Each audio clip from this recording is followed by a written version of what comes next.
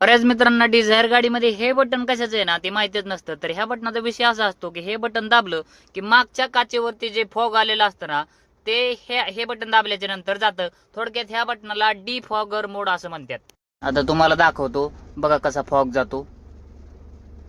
2 मिनिटांमध्ये फॉग सगळा जातो. आता हे मागच्या काचाला फॉग आलाय. आता तुम्हाला दाखवतो 2 मिनिटांमध्ये काय होतंय.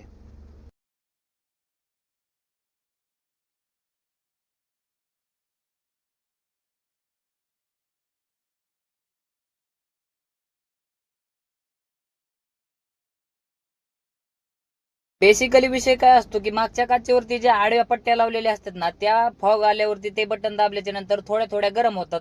म्हणून ते फॉग आलेलं जातं आणि 2 मिनिटाच्या नंतर पूर्णपणे फॉग गेलं तुम्ही बघितलं असेल तर त्याचा तो विषय असतो.